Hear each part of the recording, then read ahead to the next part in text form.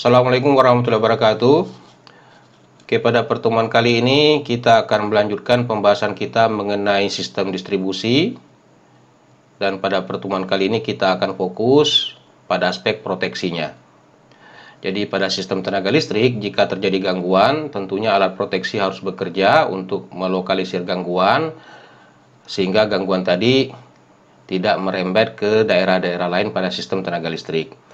Nah, di sini peralatan proteksi yang akan kita bahas ada 3. Yang pertama mengenai fuse atau sekring, kemudian recloser, kemudian yang terakhir mengenai sectionalizer atau saklar seksi otomatis. Nah, agar pembahasan kita ini bisa lebih mudah dipahami, sebaiknya kita telah memiliki pengetahuan yang pertama mengenai analisis gangguan.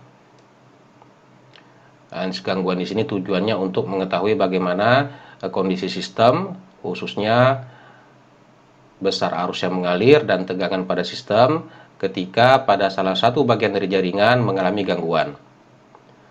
Jadi sebelum kita melakukan analisis untuk sistem proteksinya, kita harus melakukan analisis gangguan untuk mengetahui data-data arus maupun tegangan ketika terjadi gangguan pada sistem tenaga listrik.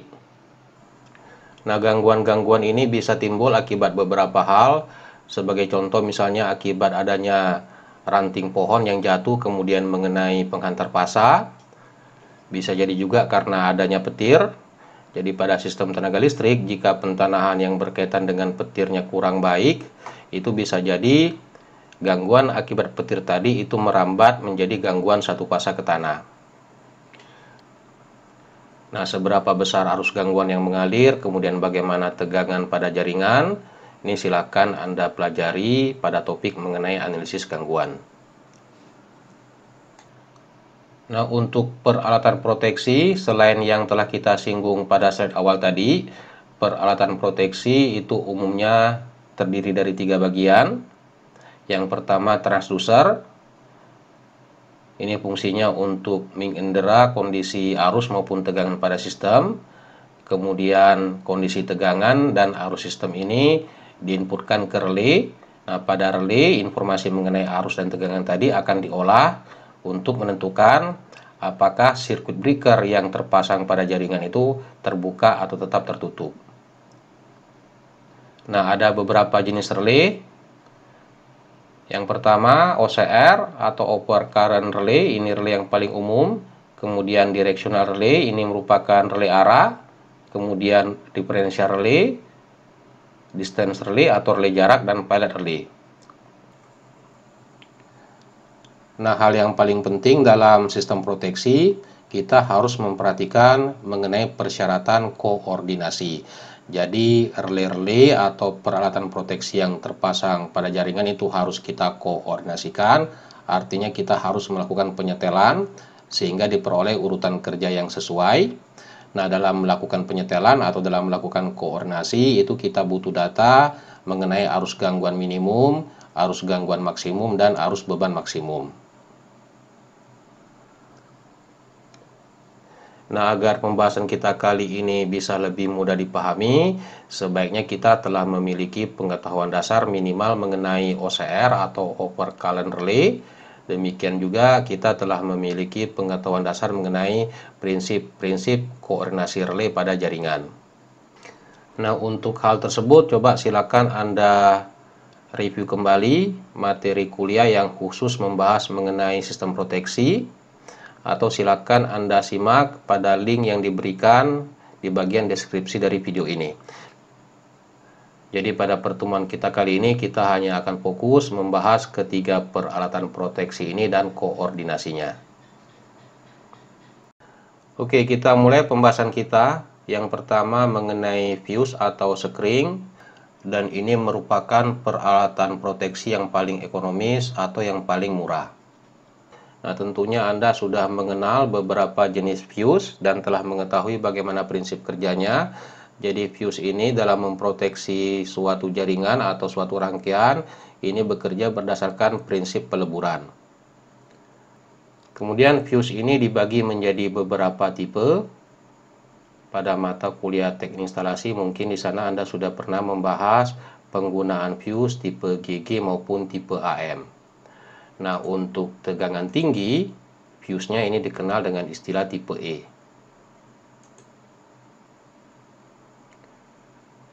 Nah, yang akan kita bahas di sini fuse yang digunakan untuk tegangan menengah, dalam hal ini sistem distribusi, dan fuse-nya dibagi menjadi dua, yaitu tipe K.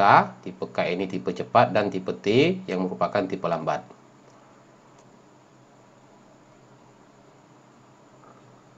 Oke, di gambar ini ditunjukkan bentuk fisik dari fuse. Jadi ada beberapa bagian. Yang pertama ini merupakan fuse link, kemudian ini fuse holder, kemudian ini fuse cut off. Nah, contoh pemasangannya pada jaringan ditunjukkan pada gambar bagian kiri. Jadi ini merupakan fuse, demikian juga bagian ini. Dan untuk bagian ini jika kita perhatikan, ini fuse-nya telah terbuka, artinya fuse pada bagian ini pernah mengalami proses peleburan sehingga terputus. Nah, kelemahan dari fuse jika telah pernah terputus, maka operator harus datang ke lokasi untuk mengganti bagian fuse link-nya. Jadi yang diganti itu hanya bagian fuse link-nya. Nah, ada beberapa parameter yang harus kita ketahui dalam pemilihan fuse. Yang pertama, rating tegangan. Ini merupakan parameter umum, jadi setiap peralatan listrik itu tentunya memiliki rating tegangan. Kemudian parameter yang kedua, continuous current. Nah, continuous current ini berkaitan dengan arus beban maksimum yang bisa dialirkan oleh fuse. Kemudian yang ketiga, melting current. Ini maksudnya adalah arus yang bisa menyebabkan fuse mengalami proses peleburan. Kemudian yang keempat, minimum melting time. Ini maksudnya adalah waktu minimum yang bisa menyebabkan fuse-nya mengalami proses peleburan akibat mengalirnya arus melting current. Kemudian total clearing time. Ini maksudnya adalah waktu yang dibutuhkan oleh fuse untuk memutuskan arus gangguan. Kemudian standar lainnya yaitu yang berkaitan dengan speed ratio. Speed ratio fuse itu dihitung berdasarkan minimum melting time. Jadi dengan membandingkan minimum melting time untuk arus-arus tertentu, itu kita bisa memperoleh speed ratio-nya. Oke, untuk lebih jelasnya standar-standar ini bisa Anda lihat di bagian lampiran 1. Oke, di bagian ini ditunjukkan contoh standar yang berkaitan dengan continuous current untuk fuse tipe K dan tipe T. Jika kita perhatikan untuk rating fuse sebesar 6 ampere, ini continuous current-nya atau arus yang berkaitan dengan beban maksimumnya ini bisa sampai 9 ampere. Jadi ingat, ketika kita melihat data sheet atau petunjuk yang ada pada fuse, misalnya di sana tertera 6 ampere, itu arus beban yang mengalir itu bisa sampai 9 ampere. Demikian juga untuk rating-rating yang lain, ini sudah distandarkan sesuai dengan tabel ini.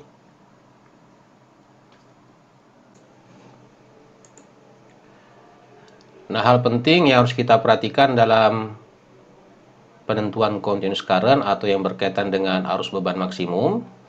Arus beban maksimumnya itu tidak hanya meliputi kondisi steady state atau kondisi mantap, dalam hal ini total arus nominal beban, tetapi kita juga harus mempertimbangkan kondisi abnormal yang bukan gangguan. Nah, sebagai contoh misalnya inrush current. Inrush current ini biasanya ada pada trafo-trafo besar. Jadi trafo ketika pertama kali dihubungkan dengan sistem itu akan menarik arus yang relatif besar, tetapi setelah beberapa cycle atau setelah beberapa detik arusnya akan turun sesuai dengan arus beban. Demikian juga arus switching. Misalnya ada PMT atau CB yang dimasukkan ke saluran, itu juga akan menyebabkan arus awal yang relatif cukup besar.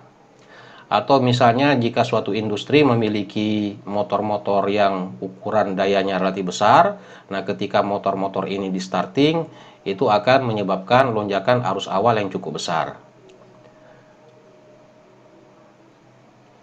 Jadi dalam penentuan arus beban maksimum, hal-hal ini juga harus kita perhitungkan.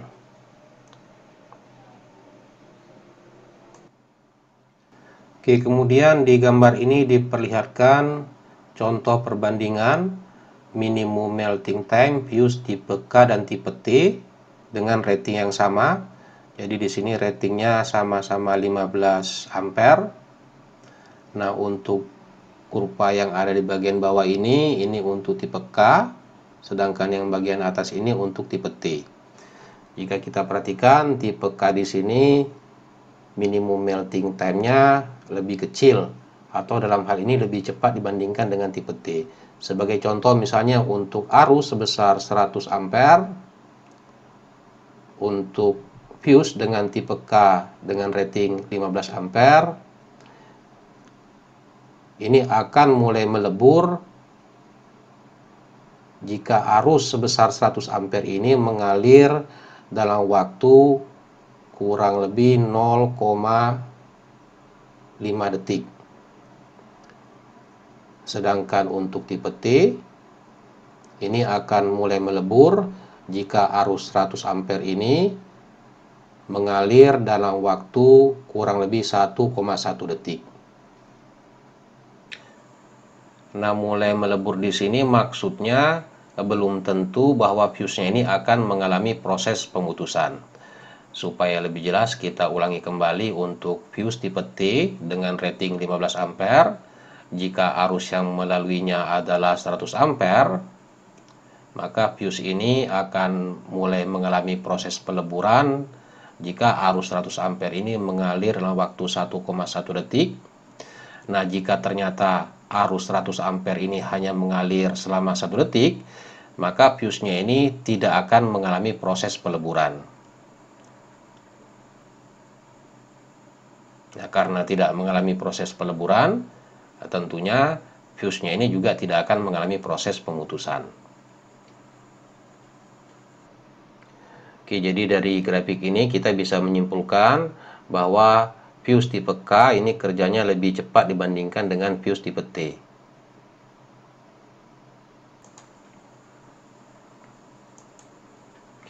Oke, berikutnya pada grafik ini diperlihatkan minimum melting time dan total clearing time dari fuse dengan tipe yang sama, dalam hal ini sama-sama tipe K, dan ratingnya ini juga sama yaitu 15 ampere. Kemudian jika kita perhatikan kurva bagian atas ini berkaitan dengan total clearing time, sedangkan kurva yang ada pada bagian bawah ini berkaitan dengan minimum melting time. Ya, tentunya total clearing time-nya ini lebih lama dibandingkan dengan minimum melting time karena total clearing time ini berkaitan dengan waktu putus, sedangkan minimum melting time ini berkaitan dengan waktu peleburan. Oke, sebagai contoh, misalnya jika fuse ini dialiri arus sebesar 100 ampere, maka fuse ini akan mengalami proses peleburan jika arus tadi mengalir dalam waktu anggaplah 0,5 detik. Nah, jika arus sebesar 100 ampere ini terus mengalir, maka fuse ini akan putus dalam waktu yang lebih besar dari 0,5 detik. Anggaplah pada titik ini kita anggap sebagai 0,6 detik. Jadi selisih dari 0,5 sampai dengan 0,6 itu sebesar 0,1 detik. Nah, selisih 0,1 detik ini merupakan waktu dari mulai fuse-nya mengalami proses peleburan sampai fuse-nya memutuskan arus gangguan atau sampai fuse-nya terputus. Nah, konsep mengenai minimum melting time dan total clearing time ini sangat penting ketika fuse-nya ini kita koordinasikan dengan recloser.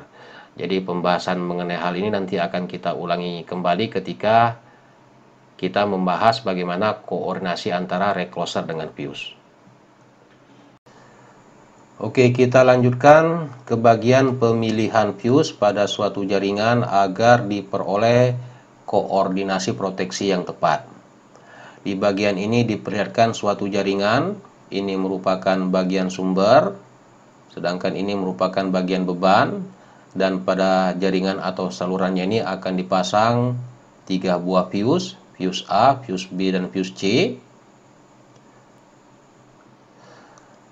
Nah, jika seandainya pada saluran bagian ini ada gangguan, tentunya yang diharapkan bekerja untuk memutuskan arus gangguan adalah fuse pada bagian B.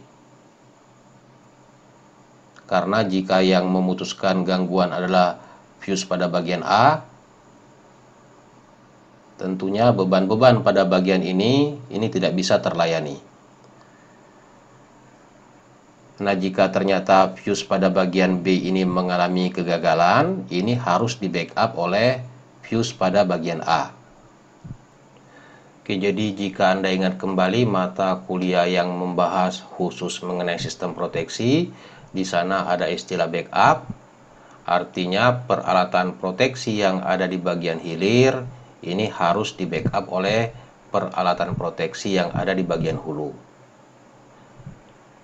Nah, jika peralatan proteksi yang kita gunakan adalah OCR atau Over Current Relay, arus pick up maupun setelan skala waktu dari setiap relay itu harus kita setel agar diperoleh koordinasi yang benar. Nah, jika peralatan proteksi yang kita gunakan adalah fuse, seperti pada kasus kita, ini koordinasi antara fuse A dengan fuse B maupun fuse A dengan fuse C. Ini bisa kita lakukan dengan menggunakan grafik. Dalam hal ini grafik dari karakteristik fuse seperti yang telah kita bahas pada bagian-bagian sebelumnya. Atau kita juga bisa menggunakan tabel koordinasi. Nah, selain itu bisa juga kita menggunakan software, misalnya menggunakan software etap.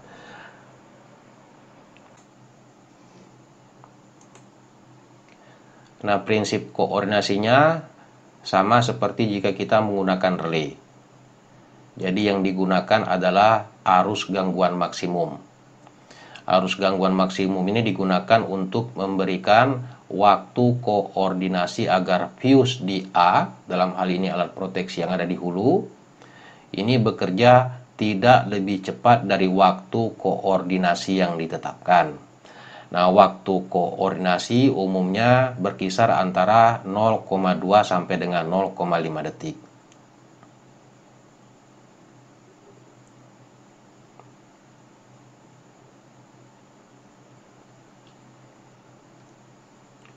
Oke, jadi yang digunakan untuk proses koordinasinya adalah arus gangguan maksimum. Di gambar ini diperlihatkan contoh.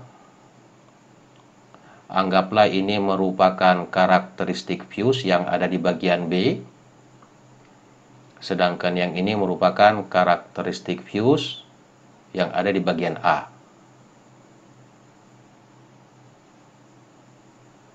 Nah, seperti yang telah kita singgung tadi, untuk koordinasinya yang digunakan adalah arus gangguan maksimum.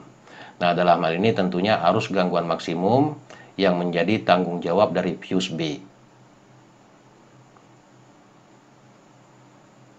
Sebagai contoh misalnya, jika gangguannya sangat dekat dengan fuse B, itu tentunya akan diberikan arus gangguan maksimum. Nah, jika kita perhatikan karakteristiknya ini merupakan karakteristik untuk fuse B. Nah, fuse B-nya ini diharapkan bekerja dalam waktu, anggaplah waktunya di sini sebesar 0,1 detik. Kemudian waktu koordinasinya kita tetapkan sebesar 0,3 detik.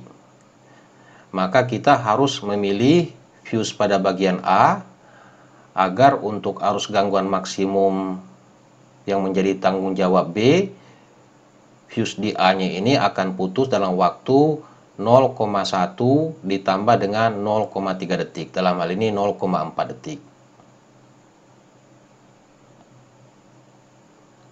Nah, dengan pemilihan arus gangguan maksimum untuk koordinasi, maka untuk arus-arus gangguan yang lebih kecil dari arus gangguan maksimum, misalnya gangguannya terjadi pada jarak yang lebih jauh dari fuse B,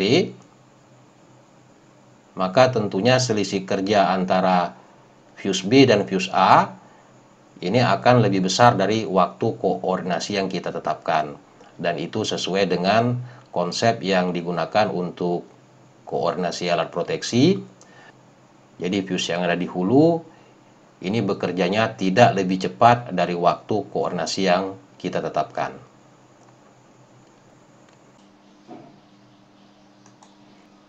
Nah, untuk waktu koordinasi jangan sampai ada kesalahan pemahaman. Sebagai contoh misalnya, jika ada gangguan pada bagian ini, jangan dipahami bahwa B akan bekerja terlebih dahulu kemudian disusul oleh A. Itu merupakan pemahaman yang salah. Jadi jika ada gangguan pada daerah ini, yang akan bekerja itu adalah fuse B, tetapi jika fuse B gagal, maka di backup oleh fuse pada bagian A. Sebagai contoh, anggaplah misalnya arus gangguan pada bagian ini itu sebesar pada titik yang diberikan pada bagian ini. Nah, dari grafik ini terlihat bahwa fuse B ini akan bekerja anggaplah dalam waktu T1. Nah, jika fuse B ini telah terputus, artinya arus gangguannya tidak akan mengalir lagi dan hal tersebut tidak akan menyebabkan fuse pada A akan terputus. Tetapi jika ternyata fuse pada bagian B ini gagal, ingat suatu komponen bisa saja mengalami kegagalan kerja, nah maka harus di backup atau arus gangguan harus diputuskan oleh fuse pada bagian A. Nah, waktu kerjanya itu diberikan pada kurva yang berwarna biru.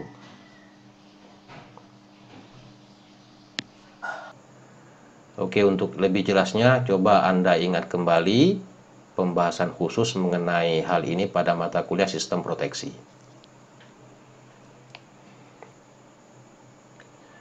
Oke, untuk koordinasi atau pemilihan fuse-nya, di sini kita akan menggunakan tabel. Di bagian ini diberikan tabel untuk pemilihan fuse untuk tipe K. Bagian ini merupakan rating fuse yang ada di hilir. Untuk gambar ini berarti berkaitan dengan fuse B atau fuse C. Sedangkan bagian ini berkaitan dengan rating fuse yang ada pada bagian hulu. Sedangkan ini merupakan arus gangguan maksimum yang menjadi tanggung jawab fuse yang ada di bagian hilir. Sebagai contoh misalnya, jika fuse B-nya di sini kita gunakan rating 6 ampere, kemudian arus gangguan maksimum yang menjadi tanggung jawab B, anggaplah misalnya nilainya lebih kecil dari 160 ampere, maka fuse tipe A-nya di sini kita harus menggunakan rating 10 ampere.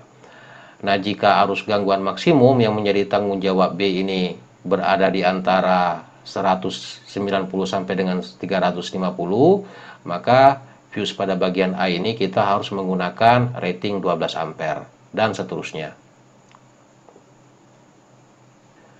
Jadi fuse 6 ampere tipe K ini dikoordinasikan dengan rating fuse 10 ampere, 12 ampere dan seterusnya sesuai dengan arus gangguan maksimum yang menjadi tanggung jawab fuse yang ada di bagian hilir.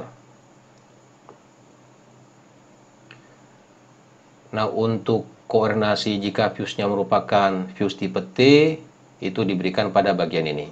Dan prinsipnya atau cara pemilihan fuse-nya ini sama seperti tipe K tadi. Oke, supaya lebih jelas di sini kita akan membahas contoh kasus, dalam hal ini pemilihan atau koordinasi fuse tipe T. Jaringannya ditunjukkan pada gambar ini. Ini adalah fuse A, kemudian ini fuse B, dan ini fuse C. Kemudian ini merupakan arus beban maksimum yang menjadi tanggung jawab atau yang harus dialirkan oleh fuse A. Sedangkan ini adalah arus beban maksimum yang menjadi tanggung jawab B. Dan ini adalah arus beban maksimum yang menjadi tanggung jawab C. Sedangkan bagian yang ada di dalam kotak ini berkaitan dengan arus gangguan maksimum dan arus gangguan minimum yang menjadi tanggung jawab dari setiap fuse. Sebagai contoh misalnya untuk fuse A, pada saluran ini arus gangguan maksimumnya itu 1800 ampere, sedangkan arus gangguan minimumnya adalah 650 ampere. Sedangkan untuk fuse B, arus gangguan maksimumnya 1630, kemudian arus gangguan minimum pada saluran ini adalah 570. Sedangkan ini berlaku untuk saluran pada bagian ini. Oke, jadi di sini kita akan menentukan bagaimana rating dari fuse C, fuse B maupun fuse A. Oke, jika Anda ingat kembali koordinasi relay, khususnya relay OCR pada mata kuliah sistem proteksi, penyetelan relaynya itu dimulai dari relay-relay yang ada pada bagian hilir. Nah, hal yang sama juga berlaku pada pemilihan fuse. Jadi untuk kasus kita ini, penetapan fuse-nya kita mulai dari fuse pada bagian C, kemudian disusul fuse pada bagian B, kemudian fuse pada bagian A. Nah, jika kita perhatikan untuk fuse pada bagian C, arus beban maksimum yang menjadi tanggung jawabnya ini sebesar 21 ampere. Kemudian berdasarkan arus beban maksimum ini, kita baca tabel continuous current untuk menetapkan berapa rating fuse pada bagian C.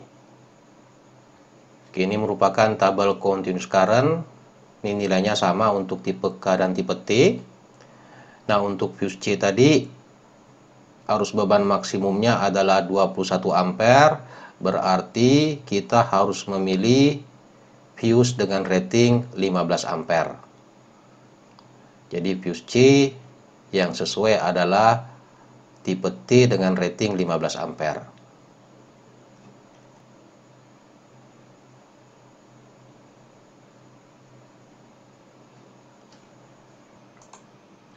Oke, berikutnya untuk fuse pada bagian B, pemilihannya di sini tidak boleh hanya berdasarkan arus beban maksimum yang menjadi tanggung jawabnya.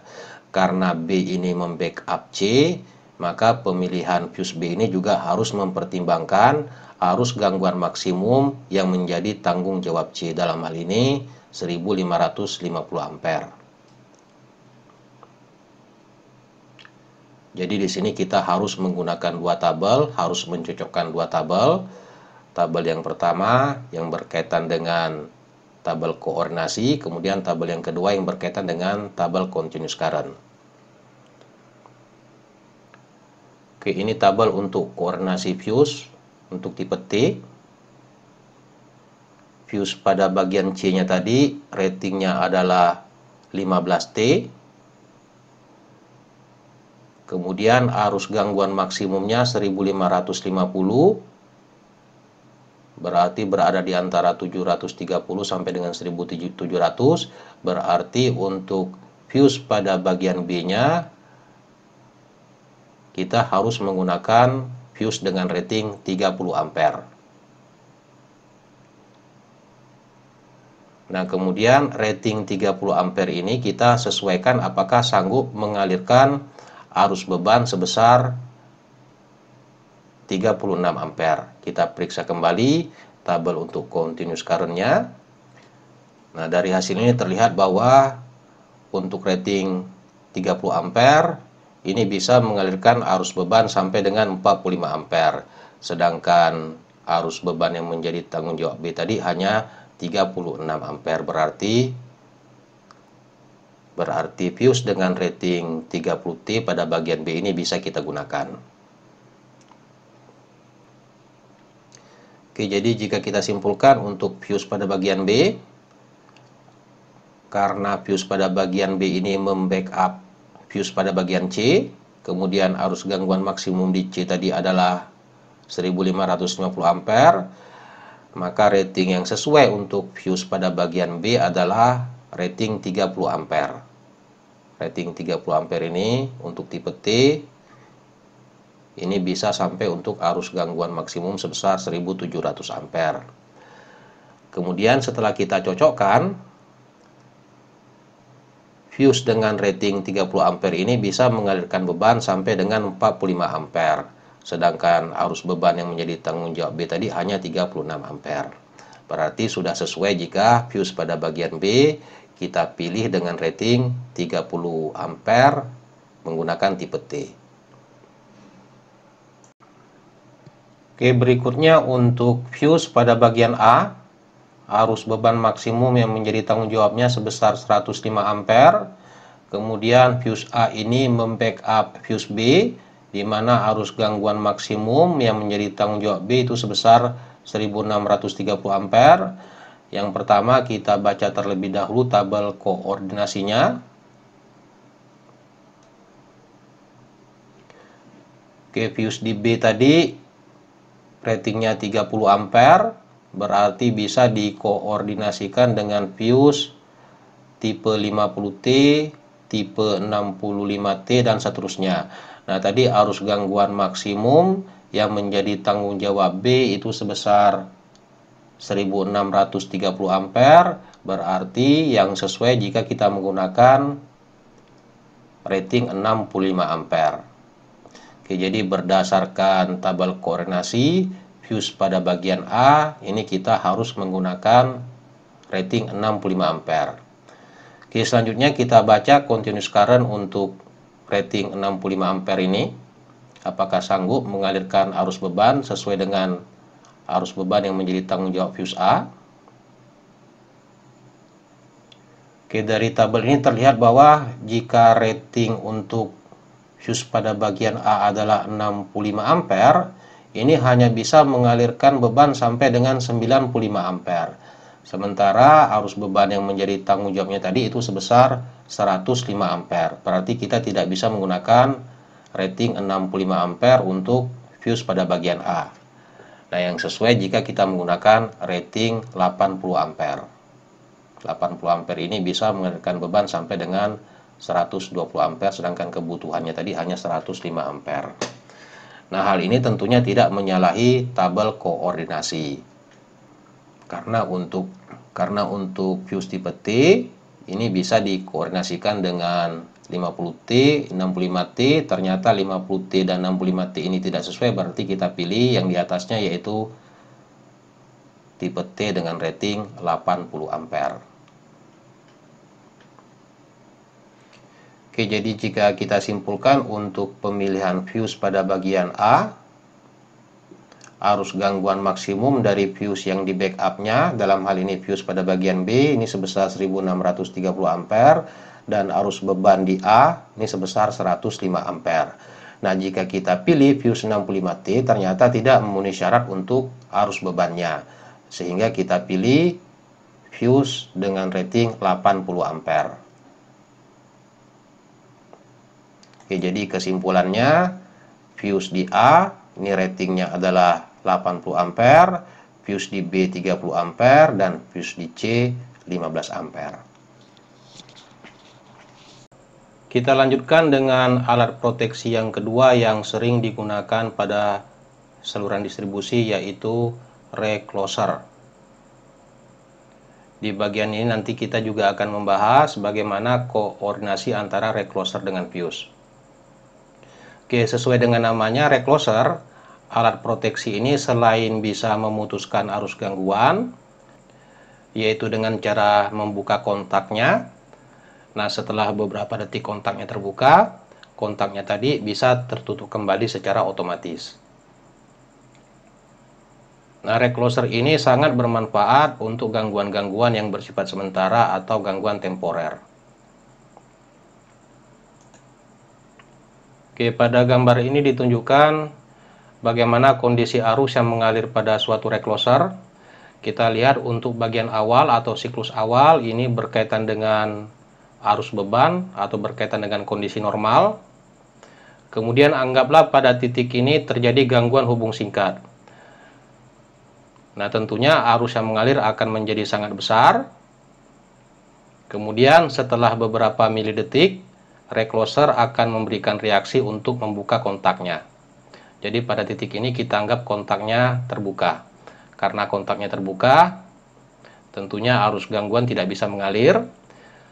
Kemudian setelah beberapa detik, kontaknya ini akan tertutup kembali, dan jika gangguannya tadi masih ada, tentunya akan kembali mengalir arus gangguan yang nilainya relatif cukup besar. Nah, akibatnya recloser akan kembali memberikan reaksi untuk membuka kontaknya pada titik ini. Kemudian setelah beberapa detik, ini kontaknya akan kembali tertutup. Nah, jika seandainya pada titik ini ternyata gangguannya telah hilang, tentunya arus yang mengalir pada bagian ini berkaitan dengan arus beban atau arus pada kondisi normal, dan nilainya ini relatif cukup kecil. Nah, untuk kasus kita ini ternyata setelah reclosernya tertutup pada titik ini, ternyata ini arus gangguannya masih ada. Nah, tentunya recloser akan kembali memberikan reaksi untuk membuka kontaknya. Kemudian kontaknya tertutup kembali, dan di sini juga terlihat ternyata arus gangguannya masih ada. Nah, pada titik ini reclosernya akan kembali membuka kontaknya. Bisa jadi pada bagian ini kontak reclosernya ini akan tetap terbuka. Artinya gangguan yang ada pada jaringan ini merupakan gangguan permanen. Oke, seperti yang telah kita singgung tadi, bahwa recloser ini sangat bermanfaat untuk gangguan yang bersifat sementara atau gangguan temporer. Sebagai contoh misalnya, anggaplah pada titik ini ternyata gangguannya telah hilang. Tentunya arus yang mengalir pada bagian ini berkaitan dengan arus beban. Nah, karena yang mengalir pada bagian ini adalah arus beban, tentunya recloser tidak akan memberikan reaksi kembali untuk membuka kontaknya. Oke, jadi jika pada titik ini gangguannya telah hilang, maka kontak recloser akan tetap tertutup untuk mengalirkan arus atau untuk melayani beban. Nah, dari kasus ini terlihat bahwa penggunaan recloser ini sangat bermanfaat untuk gangguan temporer, karena operator tidak perlu repot-repot datang ke lokasi untuk menutup kontak dari alat proteksinya. Kemudian bagaimana jika ternyata gangguan yang terjadi bersifat permanen?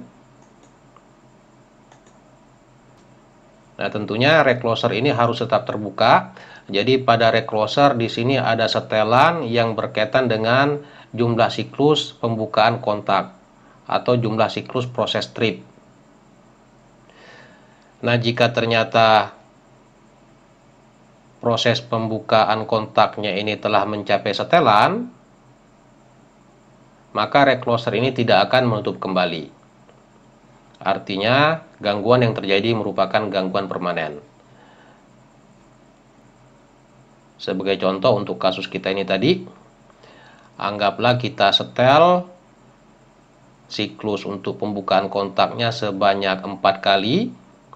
Jadi ini pembukaan yang pertama, pembukaan yang kedua, pembukaan yang ketiga, ini pembukaan yang keempat. Nah, karena setelannya tadi 4 kali, maka setelah kontaknya ini terbuka sebanyak 4 kali, maka kontaknya ini tidak akan tertutup. Artinya akan tetap terbuka sampai operator datang ke lokasi gangguan untuk menghilangkan gangguannya. Kemudian setelah gangguan tadi dihilangkan oleh operator, maka recloser ini harus dilakukan proses reset. Nah, untuk proses resetnya bisa dilakukan secara manual melalui panel yang tersedia, bisa juga dilakukan secara remote jika sistem kita dilengkapi dengan sistem SCADA. Oke, seperti yang telah kita singgung tadi, pada recloser ini kita harus melakukan penyetelan yang berkaitan dengan pembukaan kontak atau siklus tripnya. Nah, hal ini dikenal dengan istilah setelan shoot-nya. Nah, selain setelan shoot, recloser ini juga dilengkapi dengan overcurrent relay. Dan overcurrent relay ini juga kita harus melakukan penyetelan yang berkaitan dengan arus pick up dan setelan skala waktunya. Oke, sebelum kita melanjutkan pembahasan kita mengenai recloser, di bagian ini kita bahas terlebih dahulu gangguan-gangguan yang bersifat temporer. Nah, salah satu gangguan yang bersifat temporer itu disebabkan oleh adanya petir. Di gambar ini ditunjukkan suatu saluran Ini merupakan penghantar fasa. Kemudian salurannya ini dilengkapi dengan kawat petir. Ingat, pada jarak-jarak tertentu kawat petir ini dihubungkan dengan tanah, artinya ditanahkan. Kemudian ini merupakan isolator. Kemudian saluran kita ini juga dilengkapi dengan LA atau lightning arrestor. Lightning arrestor ini fungsinya untuk melindungi saluran akibat adanya tegangan lebih. Nah, tegangan lebih pada saluran ini umumnya bersifat transien dan bisa disebabkan akibat adanya proses switching, misalnya adanya pembukaan atau penutupan circuit breaker.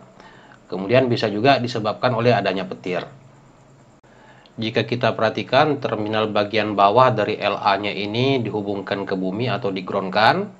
Ini fungsinya untuk mengalirkan energi ketika pada saluran ini timbul tegangan lebih. Jadi ketika kondisi normal, artinya tegangan sistem mendekati dengan nilai nominalnya, LA-nya ini akan berfungsi sebagai isolator. Tetapi ketika ada kondisi transien, misalnya ada pembukaan atau penutupan CB, atau mungkin akibat adanya petir, kemudian tegangan pada saluran ini melonjak beberapa kali dari nilai nominal tegangan sistem, maka LA-nya ini akan berfungsi sebagai konduktor untuk mengalirkan energi dari tegangan lebih tersebut menuju ke tanah, sehingga tegangan lebih tersebut tidak mengganggu kondisi sistem. Jika pada kondisi normal LA-nya ini juga berfungsi sebagai konduktor, tentunya hal tersebut tidak dikehendaki karena akan timbul gangguan 3 fasa ke tanah. Jadi ingat, LA ini akan berfungsi sebagai konduktor ketika pada saluran ini ada tegangan lebih. Kemudian pada kondisi normal, LA ini bersifat sebagai isolator. Nah, mungkin di sini timbul pertanyaan, mengapa salurannya ini kita tambahkan lagi dengan kawat petir, padahal sudah kita lengkapi dengan LA atau arrestor. Oke, jadi apa akibatnya jika saluran kita ini tidak kita lengkapi dengan kawat petir? Tentunya sambaran petir ini akan mengenai secara langsung penghantar fasa, dan ini akan sangat berbahaya, terutama jika LA ini mengalami keterlambatan respon untuk mengalirkan energi petir tersebut ke tanah. Jadi karena keterlambatan respon dari LA, bisa jadi energi petir tersebut masuk ke peralatan-peralatan yang ada pada jaringan dan bisa merusak peralatan-peralatan tersebut. Oke, selanjutnya kita akan membahas bagaimana proses sambaran petir bisa menyebabkan gangguan yang bersifat temporer. Oke, anggaplah ada sambaran petir, tentunya diharapkan sambaran petir tadi akan mengenai kawat petir. Nah, kemudian gelombang petirnya ini akan berjalan pada sisi kiri penghantar petir, ke sisi kanannya juga, ini untuk mencari jalur menuju ke tanah.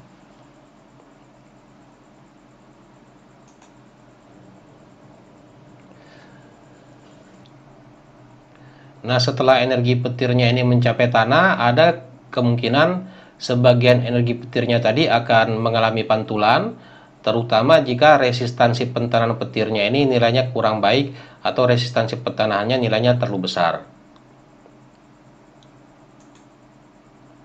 Oke, jadi ini kita anggap ada sebagian energi yang memantul. Demikian juga dari sisi kiri, ini ada sebagian gelombang petir yang mengalami pantulan. Nah, pada titik-titik tertentu pada kawat petir, jika kita perhatikan ini arah pantulannya ke kiri, ini mengarah ke kanan.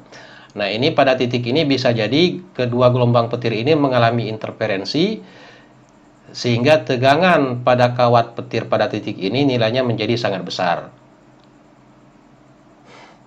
Kemudian karena tegangan pada titik ini mengalami lonjakan yang besar, bisa jadi energi petirnya ini akan mengalir melalui bagian tiang ini, kemudian mengalir melalui bagian luar dari isolator. Nah, pada kondisi ini, udara yang ada di sekitar isolator ini akan mengalami proses ionisasi. Oke, jadi sekarang energi petirnya mengalir masuk ke penghantar fasa yang ada pada bagian tengah. Tentunya tegangan penghantar fasa ini akan mengalami lonjakan dan arrester ini akan bereaksi yang awalnya bersifat sebagai isolator, ini akan bereaksi menjadi konduktor untuk mengalirkan energi petir ini menuju ke tanah. Nah, proses ionisasi udara yang ada di sekitar isolator ini bisa jadi terus berlangsung sampai energi petirnya ini diseluruhkan ke dalam tanah.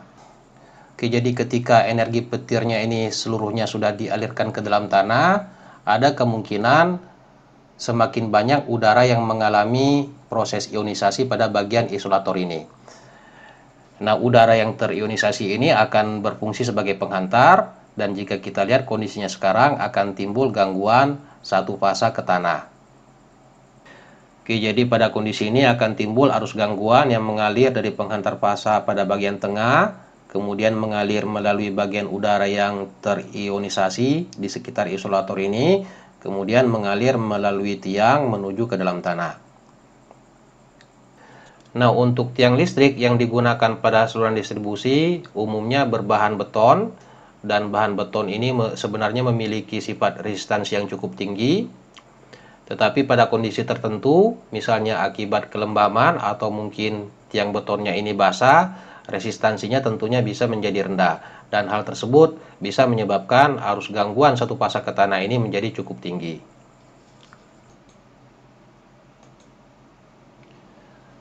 Oke, jika salurannya kita lengkapi dengan recloser, tentunya reclosernya ini akan bereaksi untuk membuka kontaknya sehingga arus gangguan ini tidak mengalir lagi.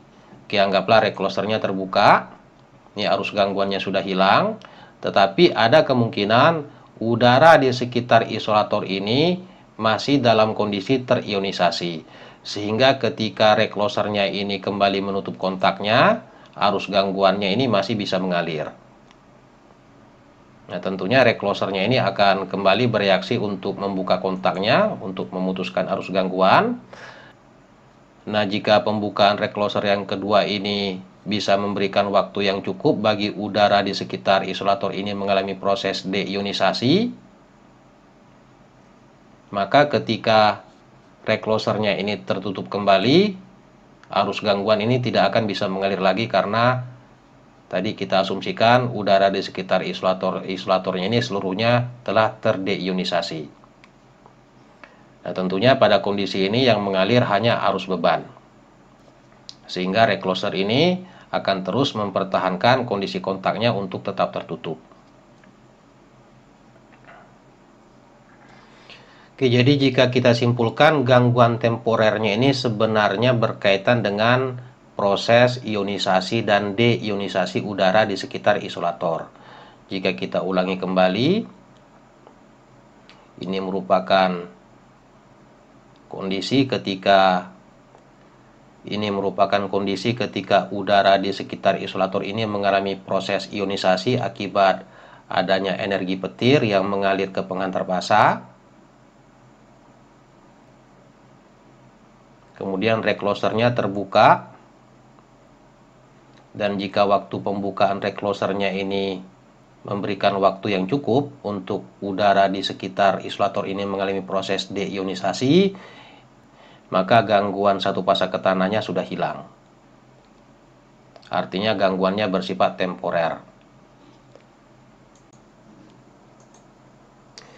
Nah, selain petir, gangguan temporer juga bisa disebabkan karena adanya ranting pohon yang jatuh kemudian mengenai penghantar fasa. Oke, di gambar ini ditunjukkan, di sini ada ranting pohon yang jatuh kemudian menghubungkan penghantar fasa yang di tengah dengan penghantar fasa yang ada pada bagian pinggir. Artinya pada kondisi ini terjadi gangguan antar fasa atau gangguan ganda. Nah, tentunya akan timbul arus gangguan yang mengalir pada ranting pohon. Dan ini akan menyebabkan ranting pohon ini mulai terbakar. Kemudian setelah beberapa milidetik atau setelah beberapa detik, tentunya recloser ini akan memberikan reaksi untuk membuka kontaknya sehingga arus gangguan berhenti mengalir. Nah, ada kemungkinan selama proses pembukaan recloser, rantingnya ini sudah jatuh ke tanah.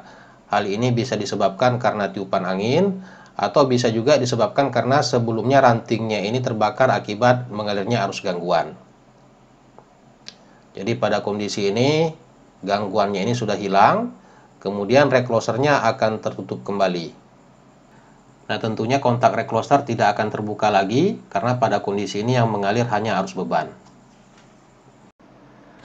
Oke, kita lanjutkan pembahasan kita mengenai recloser. Di bagian ini kita akan melihat hal-hal apa saja yang harus kita setel atau harus kita setting pada recloser. Oke, kita ulangi kembali pembahasan kita di bagian awal tadi. Jadi ini merupakan bentuk arus yang mengalir pada recloser dalam kondisi normal ketika ada gangguan maupun ketika kontaknya terbuka. Oke, kita ulangi, bagian ini merupakan arus yang mengalir pada kondisi normal, artinya bagian ini hanya berkaitan dengan arus beban, nilainya tidak terlalu besar. Kemudian anggaplah pada titik ini terjadi gangguan, tentunya akan mengalir arus yang relatif besar. Nah, dari awal terjadinya gangguan sampai dengan terbukanya kontak, ini berkaitan dengan waktu trip. Jadi ini berkaitan dengan waktu trip. Sedangkan waktu ini berkaitan dengan waktu pembukaan kontak. Nah, berapa lama waktu tripnya?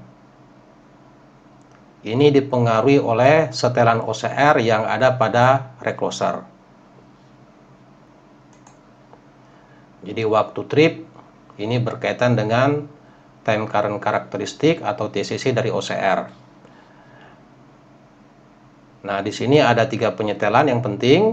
Yang pertama, jenis kurva yang digunakan. Ini ada jenis kurva inverse, very inverse, extreme inverse, dan lain-lain. Kemudian ada setelan arus pick up dan ada setelan skala waktu. Nah, jika kita perhatikan untuk gambar kita ini, di sini ada 4 waktu trip. Ini waktu trip yang pertama, waktu trip yang kedua, waktu trip yang ketiga, dan waktu trip yang keempat. Nah, waktu tripnya ini bisa kita bedakan. Jadi waktu trip yang pertama, kedua, ketiga, dan keempat ini bisa kita buat berbeda. Artinya untuk kasus kita ini ada 4 setelan yang berkaitan dengan OCR-nya.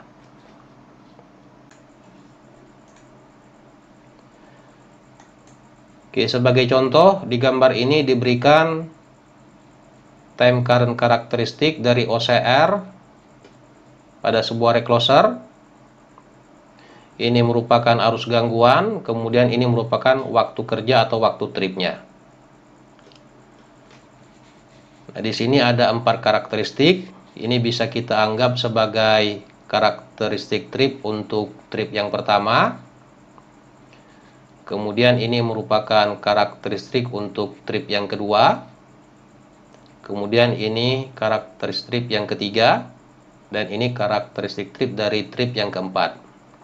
Dan jika kita perhatikan untuk karakteristik trip yang pertama dan kedua, ini bisa kita anggap karakteristik fast atau karakteristik cepat. Jadi untuk arus gangguan tertentu, trip yang pertama ini waktu kerjanya paling cepat, kemudian disusul oleh karakteristik trip yang kedua. Sedangkan untuk trip yang ketiga dan keempat ini bisa kita anggap karakteristiknya karakteristik slow atau delay.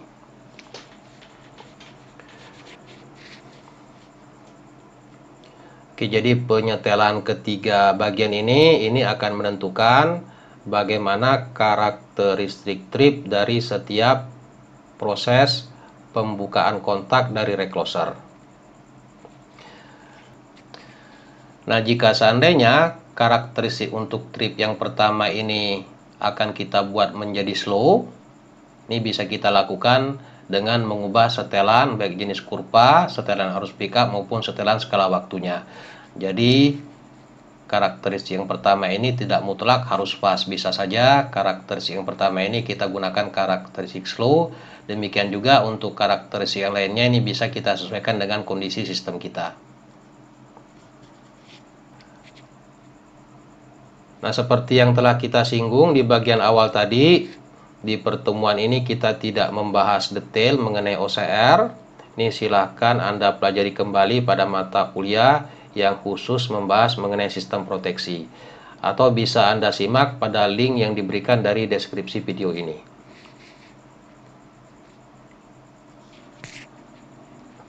Oke, kemudian setelan berikutnya, ini berkaitan dengan jumlah shoot atau jumlah trip yang akan menyebabkan kontak dari rake closer tetap terbuka. Sebagai contoh misalnya untuk kasus kita ini, jika kita setel jumlah shootnya sebanyak 2 kali, berarti setelah pembukaan rake closer yang kedua atau pada bagian ini, maka rake closernya ini kontaknya akan terus terbuka dan tidak akan menutup kembali. Nah, jika kita perhatikan tentunya setelan jumlah shoot ini berkaitan dengan jumlah karakteristik OCR yang digunakan oleh rake closer dalam proses pembukaan kontaknya. Sebagai contoh misalnya, jika tadi jumlah shootnya kita setel sebanyak 2 kali, berarti bagian OCR yang digunakan oleh rake closer ini berkaitan dengan trip yang pertama dan trip yang kedua. Sedangkan untuk trip yang ketiga dan keempat ini tidak akan digunakan. Nah, seperti yang telah kita singgung tadi, bahwa setiap waktu trip ini karakteristiknya bisa kita sesuaikan atau bisa kita atur. Sebagai contoh, untuk trip yang kedua, bisa saja di sini karakteristiknya kita tidak menggunakan karakteristik cepat, tetapi kita bisa menggunakan karakteristik slow atau karakteristik delay. Setelan berikutnya ini berkaitan dengan reclosing interval. Reclosing interval ini maksudnya adalah waktu dari saat kontak terbuka sampai dengan tertutup kembali. Jika kita perhatikan pada gambar ini ada 3 bagian yang harus kita atur reclosing intervalnya. Dan ketiga bagian ini bisa saja waktunya ini berbeda dan nilainya ini berada di antara 0,5 sampai dengan 60 detik. Oke, jadi jika kita simpulkan ada 3 hal penting yang harus kita setel pada rake closer. Yang pertama setelan bagian OCR-nya, kemudian jumlah shoot, kemudian yang ketiga reclosing intervalnya. Oke, pada bagian ini kita akan melihat contoh bagaimana urutan kerja pembukaan dan penutupan kontak dari sebuah rake closer. Di sini setelan jumlah shootnya sebanyak 3 kali, kemudian tipe atau karakteristik dari setiap tripnya. Untuk trip yang pertama digunakan karakteristik atau tipe fast, kemudian trip yang kedua dan ketiga ini menggunakan tipe delay atau tipe slow. Oke, anggaplah pada saluran ini ada gangguan. Tentunya akan mengalir arus yang cukup besar, sehingga rake closer ini akan bereaksi untuk membuka kontaknya. Dan sesuai dengan TCC-nya, trip yang pertama ini menggunakan karakteristik fast, artinya kontak dari rake closer akan terbuka dalam waktu yang cepat. Nah, ini arus gangguannya sudah berhenti mengalir, tetapi gangguannya masih ada pada saluran. Kemudian setelah beberapa detik, sesuai dengan setelan reclosing interval yang pertama, maka rake closer ini akan kembali tertutup. Nah, karena gangguannya ini masih ada, tentunya arus kembali mengalir.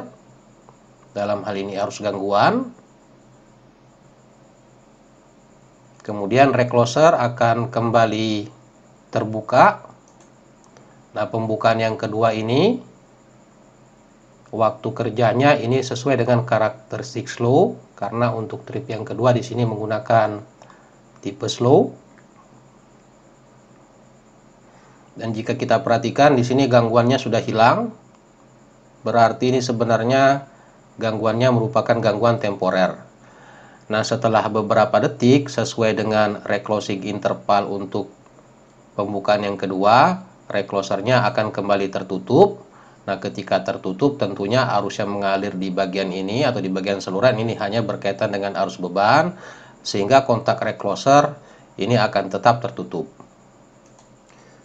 Nah, jika kita kaitkan dengan setelan jumlah shootnya, di sini sebanyak 3 kali, dan jika kita perhatikan di sini reclosernya baru terbuka sebanyak 2 kali.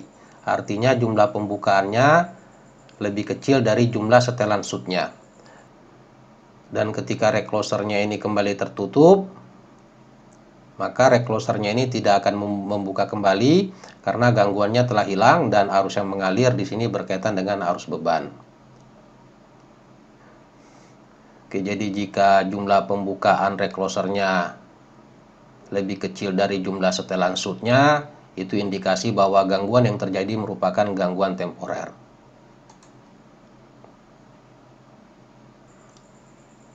Oke, contoh berikutnya ini setelannya masih sama dengan yang tadi, hanya saja di sini gangguannya kita asumsikan sebagai gangguan permanen.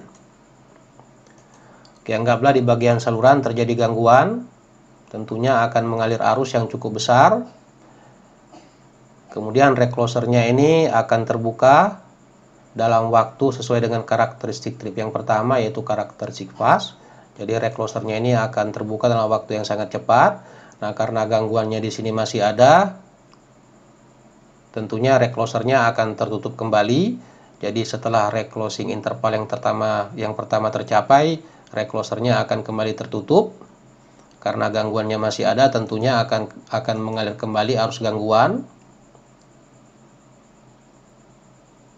Berikutnya recloser akan kembali terbuka dengan waktu trip sesuai dengan karakteristik trip yang kedua, yaitu karakteristik slow. Jadi waktu bukanya di sini relatif lebih lambat dibanding dengan trip yang pertama. Arus gangguan berhenti mengalir tetapi gangguannya masih ada. Kemudian recloser akan kembali tertutup. Karena gangguannya masih ada, tentunya arus gangguan kembali mengalir. Nah, karena kembali timbul arus gangguan, tentunya recloser ini akan kembali membuka kontaknya dalam waktu sesuai dengan karakteristik trip yang ketiga, yaitu karakteristik slow. Nah, jika kita perhatikan, reclosernya di sini telah terbuka sebanyak 3 kali. Yang pertama, kedua, dan ketiga. Jika kita bandingkan dengan setelan jumlah shootnya, ini juga sebanyak 3 kali.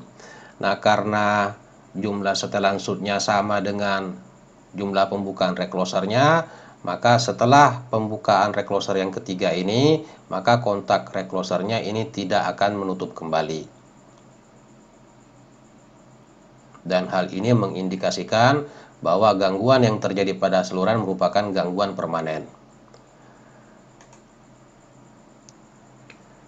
Nah, gangguan permanen ini bisa terjadi sebagai contoh misalnya jika ada ranting atau dahan pohon yang jatuh kemudian menghubungkan penghantar fasa pada saluran. Dan ternyata setelah pembukaan dan penutupan recloser beberapa kali, ternyata dahan atau ranting tersebut tetap menempel pada saluran. Nah, hal tersebut mengindikasikan bahwa gangguan yang terjadi merupakan gangguan permanen. Lalu bagaimana cara mengatasinya? Nah, tentunya operator harus datang ke lokasi gangguan untuk menghilangkan gangguan. Kemudian setelah gangguan ini dihilangkan, maka recloser ini harus kita reset. Nah, proses resetnya sendiri seperti yang telah kita singgung pada bagian sebelumnya tadi, ini bisa dilakukan secara manual, yaitu pada panel yang tersedia pada recloser, atau bisa juga kita reset dari jarak jauh jika sistemnya ini dilengkapi dengan SCADA.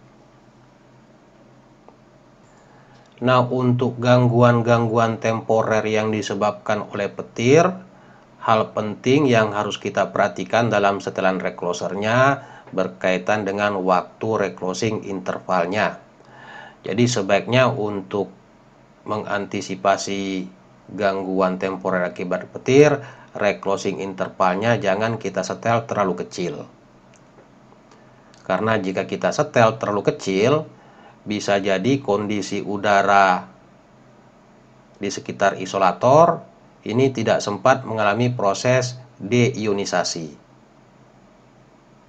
Oke, jika kita perhatikan kembali gangguan temporer akibat petir yang telah kita bahas tadi, ini udara di sekitar isolator ini bisa mengalami proses ionisasi akibat melonjaknya tegangan pada titik ini sampai dengan penghantar fasa yang di tengah. Nah, akibat proses ionisasi ini tentunya akan menyebabkan mengalirnya arus gangguan dari penghantar fasa yang di tengah menuju bumi. Nah, recloser ini akan memberikan reaksi untuk terbuka. Nah, jika waktu reclosing intervalnya ini terlalu singkat, ada kemungkinan udara di sekitar isolator ini belum terdeionisasi secara sempurna. Artinya masih bisa menghantarkan arus listrik ketika recloser ini kembali tertutup. Jadi sebaiknya reclosing interval dari recloser ini harus cukup menyediakan waktu agar udara di sekitar isolator ini mengalami proses deionisasi. Nah, jika semua bagian reclosing interval dari recloser ini disetel terlalu singkat, jadi reclosing interval yang pertama, reclosing interval yang kedua, yang ketiga dan seterusnya disetel terlalu singkat, maka setiap kali penutupan recloser akan kembali menyebabkan mengalirnya arus gangguan karena udara di sekitar isolator ini masih dalam kondisi terionisasi. Nah, hal ini bisa menyebabkan gangguan yang sebenarnya merupakan gangguan temporer dirasakan oleh recloser sebagai gangguan permanen.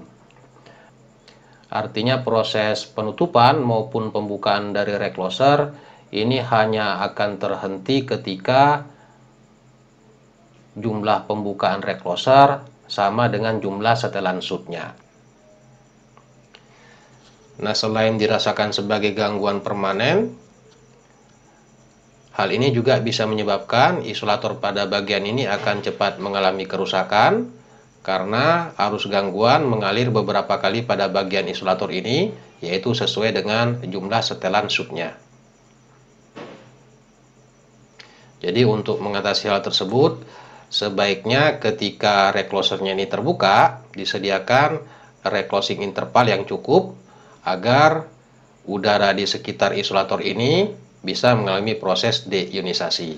Dengan demikian, ketika reclosernya kembali tertutup, maka arus gangguan tidak akan mengalir lagi. Oke, kita lanjutkan dengan koordinasi fuse dengan recloser. Jadi jika jaringan kita telah memiliki alat proteksi berupa recloser dan fuse, maka kedua alat proteksi ini harus kita koordinasikan agar diperoleh urutan kerja yang sesuai. Oke, sebelumnya kita lihat dulu jaringan ini. Di sini terlihat bahwa alat proteksinya hanya ada satu buah, yaitu berupa recloser. Dan recloser ini ada pada bagian hulu atau ada pada bagian sumber. Nah, karena di sini alat proteksinya hanya satu buah, tentunya jika terjadi gangguan pada salah satu bagian sistem, apalagi jika gangguannya permanen, maka gangguan tersebut akan diputuskan oleh recloser. Dan hal ini menyebabkan kontinuitas pelayanan atau keandalan jaringan ini menjadi kurang baik karena akan banyak beban yang tidak bisa mendapatkan pelayanan listrik. Sebagai contoh, misalnya jika ada gangguan pada titik ini, karena di sini tidak ada alat proteksi, kemudian anggaplah gangguan yang merupakan gangguan permanen, tentunya recloser ini akan terbuka kontaknya untuk memutuskan aliran gangguan, sehingga beban-beban pada daerah ini tidak bisa mendapatkan pelayanan listrik. Oke, jadi sebaiknya jika jaringan kita sudah memiliki banyak titik beban atau sudah memiliki banyak percabangan, sebaiknya jaringannya dibagi menjadi beberapa seksi dengan cara menambahkan alat proteksi. Sebagai contoh seperti yang ditunjukkan pada gambar ini. Jadi sekarang setiap cabang di sini sudah kita tambahkan alat proteksi berupa fuse. Jadi jika ada gangguan permanen pada titik ini, tentunya yang diharapkan bekerja untuk melokalisir gangguan adalah fuse pada bagian ini. Dengan demikian beban-beban pada bagian ini masih bisa mendapatkan pelayanan listrik.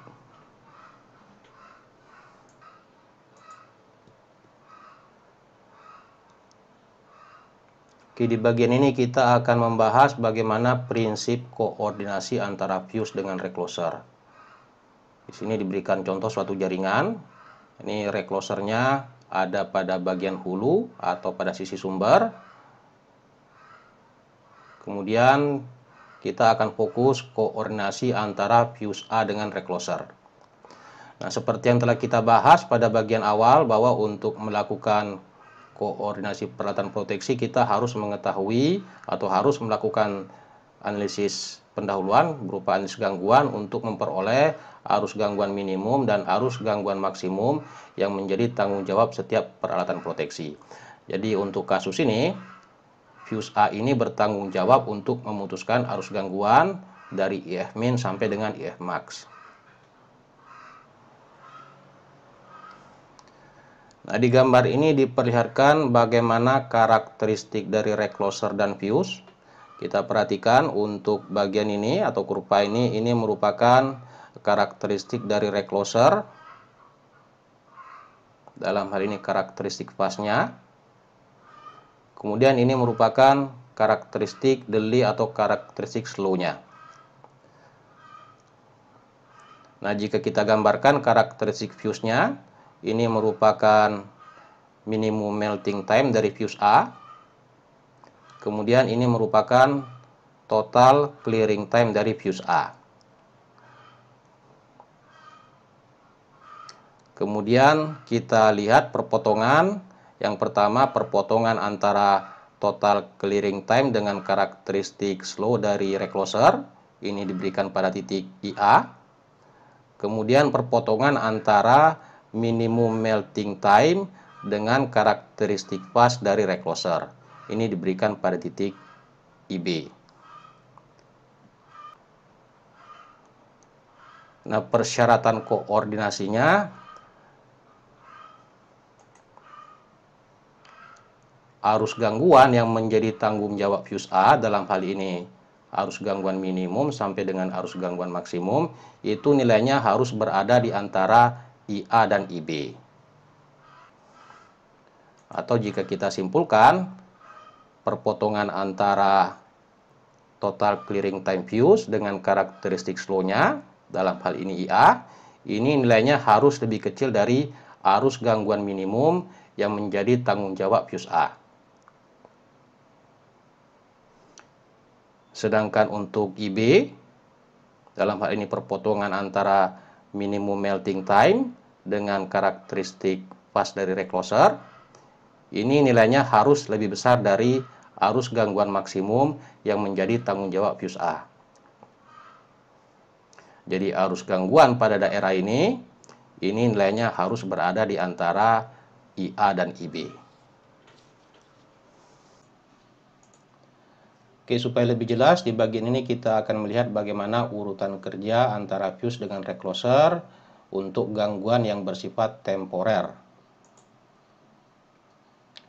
Jadi untuk reclosernya, karakteristik fase-nya di sini ada dua bagian. Jadi bagian pertama atau trip yang pertama dan trip yang kedua ini menggunakan karakteristik fase. Kemudian trip yang ketiga ini menggunakan karakteristik slow atau karakteristik delay. Nah, gambar ini merupakan karakteristik dari recloser dan fuse pada bagian A. Jadi ini merupakan karakteristik fase dari recloser. Ini trip yang pertama, trip yang kedua, kemudian ini trip yang ketiga. Dan yang merah ini merupakan minimum melting time dari fuse, yang biru merupakan total clearing time dari fuse-nya. Nah, sesuai dengan pembahasan kita tadi, arus gangguan yang menjadi tanggung jawab fuse A, dalam hal ini arus gangguan minimum dan maksimumnya, ini harus berada di antara titik ini dan titik ini. Oke, karena ini gangguannya bersifat temporer, tentunya setelah gangguannya ini hilang, maka tidak ada alat proteksi yang terbuka. Oke, kita lihat urutan kerjanya. Anggaplah ada gangguan pada titik ini. Kemudian arus gangguannya ini sebesar IF. Ini sesuai dengan pembahasan kita tadi. Jika koordinasinya tepat, maka arus gangguannya ini berada di antara IA dan IB. Nah, dari gambar ini terlihat bahwa yang akan bekerja adalah karakteristik fase yang pertama dari recloser. Sehingga recloser ini akan membuka kontaknya. Ketika kontak recloser ini terbuka, tentunya arus gangguan ini berhenti mengalir dan fuse ini tidak akan mengalami proses peleburan maupun proses pemutusan karena arusnya telah terhenti.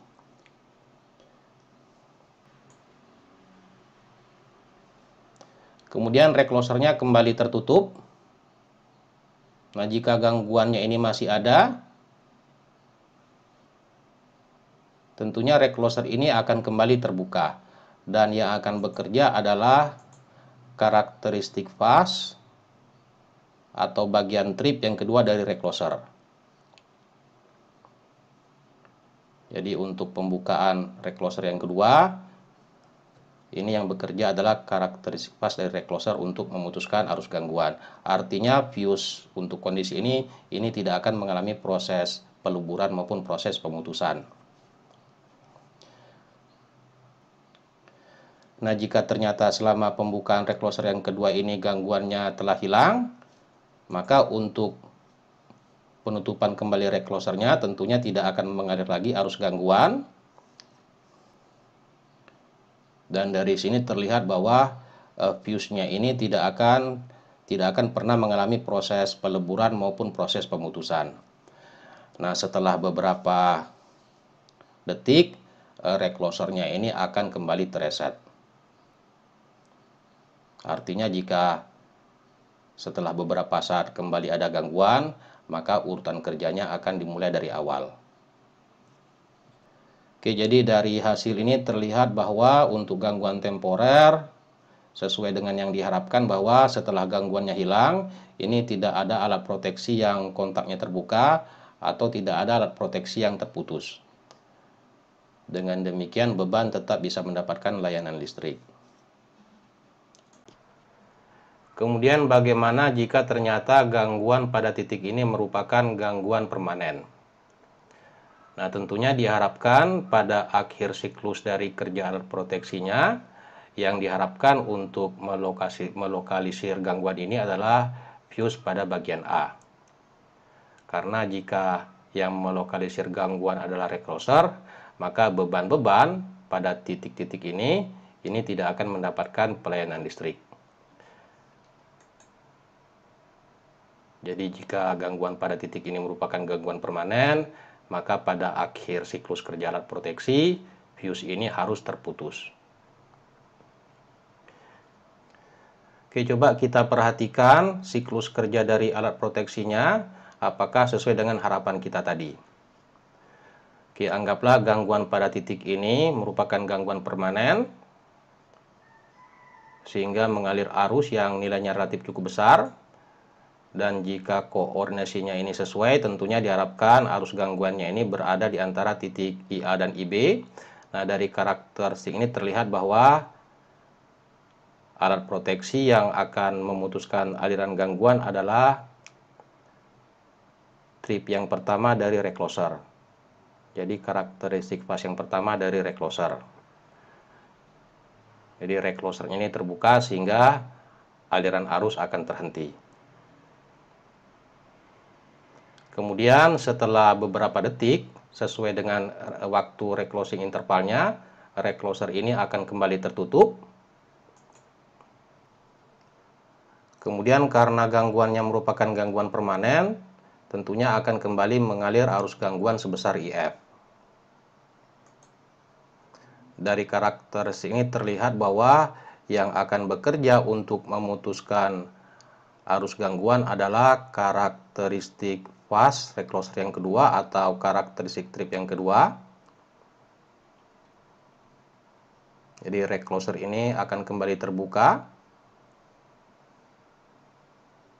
sehingga arus gangguan akan kembali berhenti mengalir. Kemudian reclosernya akan kembali tertutup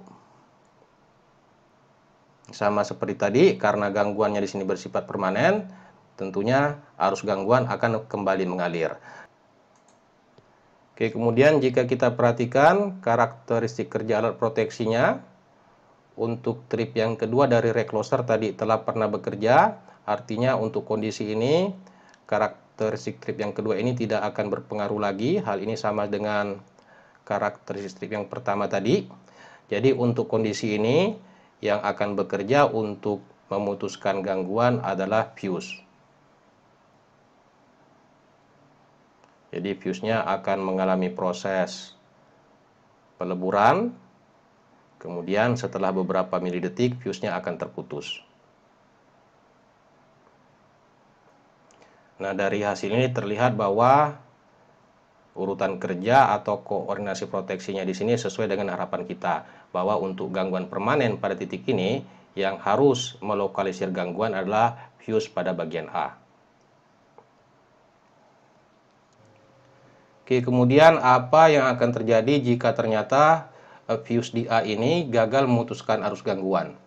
Nah, dari karakteristik ini terlihat bahwa jika fuse ini gagal bekerja, maka akan di backup oleh karakteristik atau komponen trip yang ketiga dari recloser, dalam hal ini karakteristik delay atau slow-nya. Jadi komponen delay atau slow dari recloser ini bisa membackup fuse yang ada di A jika fuse tersebut gagal memutuskan arus gangguan, dan waktu kerjanya berkaitan dengan titik pada bagian ini.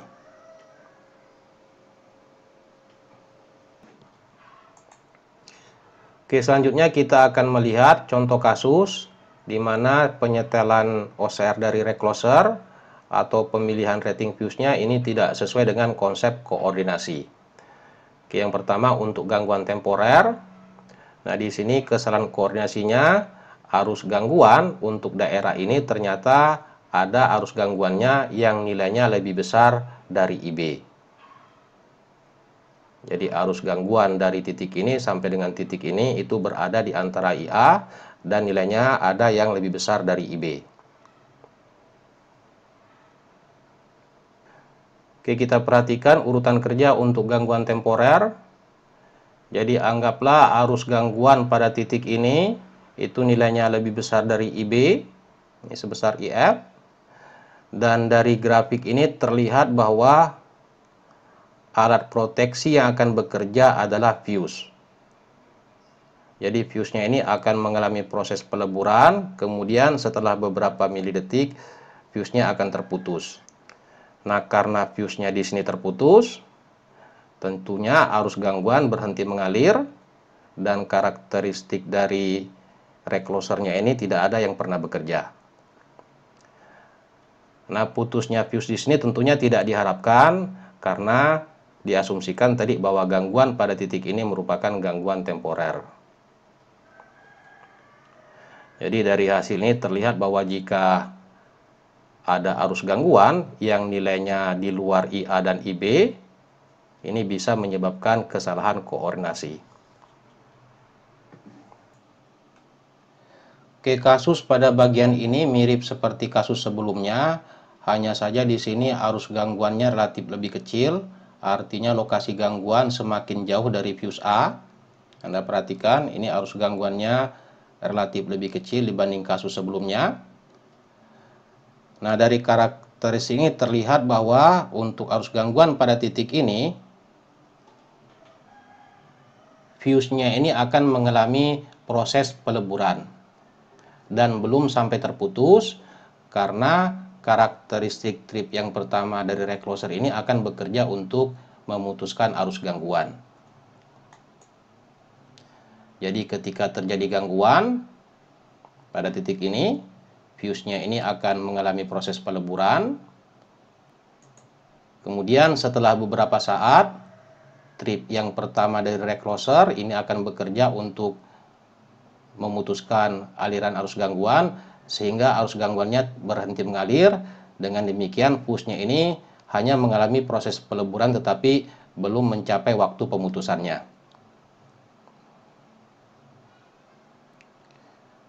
Nah, kemudian recloser akan kembali tertutup. Nah, ketika recloser ini kembali tertutup, ada kemungkinan fuse ini akan terputus karena pada bagian sebelumnya tadi fuse-nya ini telah pernah mengalami proses peleburan. Jadi ketika recloser kembali tertutup, ada kemungkinan fuse terputus sebelum karakteristik fase yang kedua dari recloser bekerja. Oke, jadi jika kita ulangi, pada bagian awal tadi fuse-nya ini sudah pernah mengalami proses peleburan walaupun belum sampai terputus.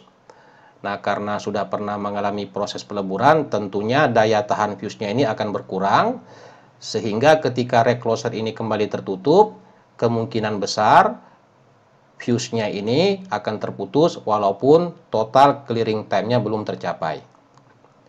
Jadi, suatu fuse atau sekring, jika telah mengalami proses peleburan, walaupun belum sampai terputus, kemudian kembali mengalami proses peleburan, ada kemungkinan proses peleburan yang kedua fuse-nya akan langsung terputus. Nah, putusnya fuse ini tentunya tidak dikehendaki karena gangguan pada titik ini tadi kita asumsikan sebagai gangguan temporer. Oke, berikutnya kita akan membahas waktu koordinasi antara recloser dengan fuse. Seperti yang telah kita bahas di bagian awal atau di bagian pembahasan mengenai fuse, setiap peralatan proteksi itu harus memberikan waktu koordinasi yang cukup.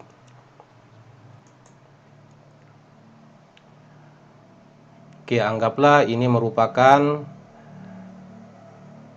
karakteristik waktu kerja dari setiap bagian alat proteksi.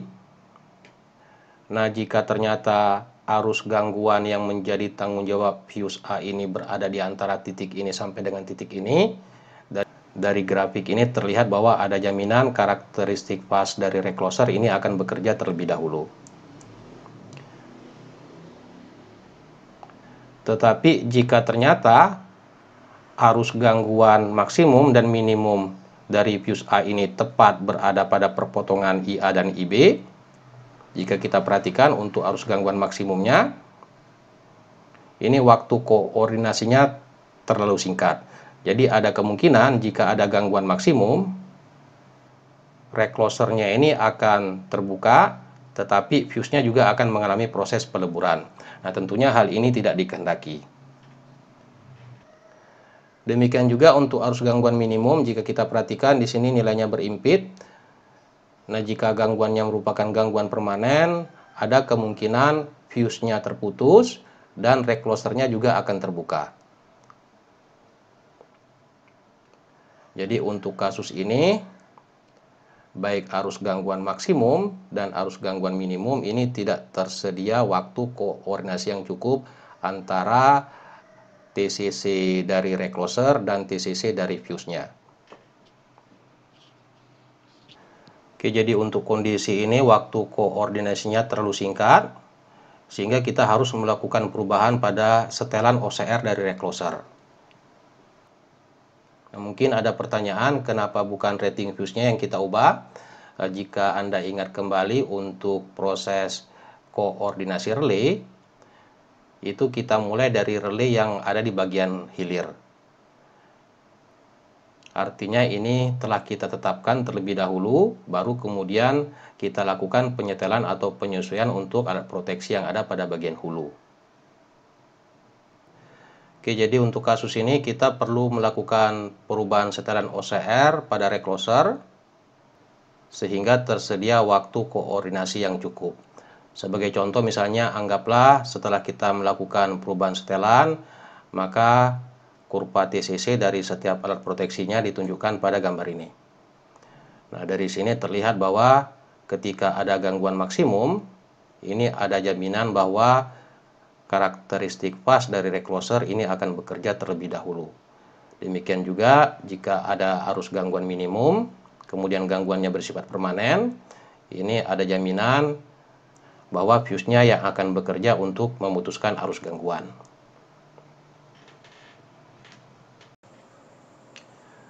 Oke, selanjutnya pada bagian ini diperlihatkan suatu contoh jaringan di mana setelan recloser dan pemilihan rating fuse-nya sudah disesuaikan sehingga diperoleh urutan kerja alat proteksi yang tepat. Nah, sesuai dengan pembahasan kita pada bagian-bagian sebelumnya, untuk melakukan koordinasi alat proteksi itu dimulai dari alat proteksi yang ada pada bagian hilir. Jadi untuk kasus ini tentunya kita harus mulai menentukan fuse yang ada pada bagian B berdasarkan arus beban, arus gangguan minimum, dan arus gangguan maksimumnya. Setelah fuse pada bagian B ini kita tetapkan ratingnya, kemudian kita koordinasikan dengan fuse pada bagian A. Baru yang terakhir, kita lakukan penyetelan bagian OCR yang ada pada recloser.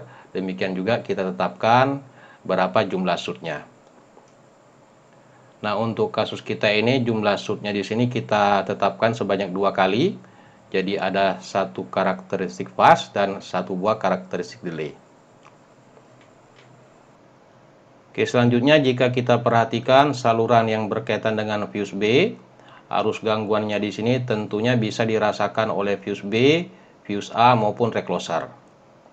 Karakteristiknya ditunjukkan pada gambar ini. Oke, anggaplah arus gangguan pada saluran B ini, arus gangguan minimumnya dari titik ini, kemudian arus gangguan maksimumnya pada titik ini. Jadi jika terjadi gangguan pada saluran B, tentunya arusnya hanya bisa berada di antara titik ini sampai dengan titik ini. Anggaplah misalnya ada gangguan pada saluran B, di mana arusnya diberikan pada titik ini. Tentunya yang bekerja pertama kali adalah karakteristik fast dari recloser. Jadi reclosernya ini akan terbuka dengan waktu sesuai dengan yang diberikan pada titik ini. Kemudian setelah waktu reclosing intervalnya tercapai, reclosernya akan kembali tertutup. Dan jika ternyata gangguannya masih berlangsung, anggaplah misalnya gangguannya merupakan gangguan permanen, dari karakteristik ini terlihat bahwa yang akan bekerja berikutnya adalah fuse pada bagian B. Jadi fuse pada bagian B ini akan terputus untuk memutuskan aliran arus gangguan. Nah, jika ternyata fuse B ini mengalami kegagalan, maka di backup oleh fuse A. Demikian juga jika fuse A mengalami kegagalan, maka yang akan memutuskan gangguan adalah recloser yang akan bekerja berdasarkan karakteristik delay-nya. Oke, berikutnya bagaimana jika gangguannya terjadi pada saluran yang berkaitan dengan fuse A. Nah, tentunya arus gangguan pada daerah ini hanya bisa dirasakan oleh fuse A dan recloser. Nah, karakteristiknya diberikan pada gambar bagian ini. Jadi arus gangguan pada saluran yang berkaitan dengan fuse A ini kita asumsikan arus gangguan minimumnya pada titik ini dan arus gangguan maksimumnya pada titik ini. Nah, jika terjadi gangguan pada saluran A, anggaplah misalnya gangguannya terjadi pada titik ini. Nah, tentunya yang bekerja pertama kali adalah karakteristik fast dari recloser. Kemudian setelah beberapa milidetik atau setelah beberapa detik, reclosernya akan kembali tertutup. Dan jika gangguannya permanen, maka gangguan tadi akan diputuskan oleh fuse yang ada pada saluran A. Nah, sama seperti tadi, jika fuse ini gagal, maka akan di backup oleh recloser. Nah, untuk arus gangguan pada daerah ini arus gangguannya hanya bisa dirasakan oleh recloser. Oke, kita sampai pada peralatan proteksi yang ketiga yang umum digunakan pada jaringan distribusi, yaitu sectionalizer, atau ada juga yang mengistilahkannya dengan saklar seksi otomatis. Di gambar ini diperlihatkan beberapa contoh bentuk fisiknya. Nah, jika suatu saluran akan kita tambahkan alat proteksi berupa sectionalizer, maka saluran tersebut sebelumnya telah memiliki recloser. Jadi sectionalizer ini wajib digunakan bersama recloser. Kemudian dari segi sensornya ada dua jenis, ada yang bekerja berdasarkan tegangan, ada juga yang bekerja berdasarkan arus. Nah, untuk pembahasan kita akan fokus sectionalizer yang bekerja berdasarkan arus. Oke, pada gambar ini ditunjukkan suatu saluran di mana bagian hulunya dilengkapi dengan recloser, kemudian pada bagian saluran ini kita tambahkan sectionalizer. Nah, prinsip kerja dari sectionalizer yang pertama ini berkaitan dengan actuating current. Jadi ketika arus yang melewati sectionalizer ini nilainya lebih besar dari actuating current-nya, maka arus tersebut dianggap sebagai arus gangguan. Dan sectionalizer-nya ini akan mulai menghitung. Sebagai contoh misalnya, anggaplah pada titik ini terjadi gangguan. Tentunya akan timbul arus yang nilainya relatif cukup besar. Nah, jika arusnya ini lebih besar dari actuating current dari setelan sectionalizer-nya, maka sectionalizer-nya ini akan mulai mencaca atau mulai menghitung. Kemudian setelah beberapa detik tentunya recloser ini akan terbuka. Kemudian setelah beberapa detik recloser-nya ini akan kembali tertutup. Jika gangguannya ini masih ada, tentunya arus gangguan akan kembali mengalir.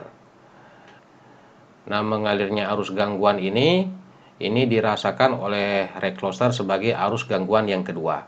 Artinya sekarang jumlah count-nya sama dengan 2. Jika gangguan ini merupakan gangguan permanen, tentunya proses pembukaan dan penutupan recloser ini akan terus berlangsung. Nah, bagaimana prinsip sectionalizer ini memutuskan arus gangguan? Jadi sectionalizer-nya ini bekerja untuk memutuskan gangguan berdasarkan jumlah count arus gangguan yang melewatinya. Artinya jumlah count sectionalizer ini harus kita setel. Sebagai contoh misalnya jika jumlah count-nya kita setel sebanyak 2 kali, maka ketika jumlah arus gangguan yang melewati sectionalizer ini mencapai 2 kali, yaitu akibat pembukaan dan penutupan recloser, maka kontak sectionalizer-nya ini akan terbuka untuk melokalisir gangguan. Oke, jadi kontak dari sectionalizer ini akan terbuka jika jumlah count-nya sama dengan jumlah setelannya. Kemudian rating yang berkaitan dengan sectionalizer, yang pertama rating tegangan, ini tentunya berlaku umum pada setiap peralatan. Kemudian continuous current, ini berkaitan dengan arus beban yang bisa dialirkan. Kemudian actuating current. Nah, untuk setelannya ada 2 parameter penting. Yang pertama, setelan yang berkaitan dengan actuating current. Kemudian setelan yang berkaitan dengan jumlah count. Oke, di bagian ini diberikan contoh rating dari suatu sectionalizer. Ini rating tegangannya bisa sampai 27 kV. Kemudian actuating current-nya bisa disetel dari 6 sampai dengan 215 ampere. Sedangkan untuk jumlah count-nya ini bisa disetel 1 sampai dengan 4 kali.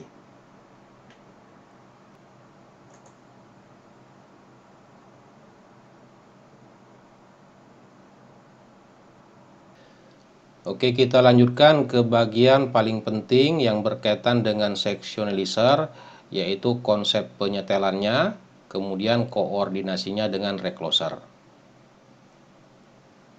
Yang pertama berkaitan dengan setelan actuating current. Nah, ini setelannya harus kita sesuaikan dengan arus gangguan minimum pada saluran. Kemudian harus juga kita sesuaikan dengan setelan arus pick up dari OCR yang ada pada recloser. Jika Anda ingat kembali materi kuliah sistem proteksi khususnya mengenai OCR, setelan arus pick up OCR selain harus disesuaikan dengan arus gangguan minimum, ini juga harus disesuaikan dengan arus beban maksimum pada saluran.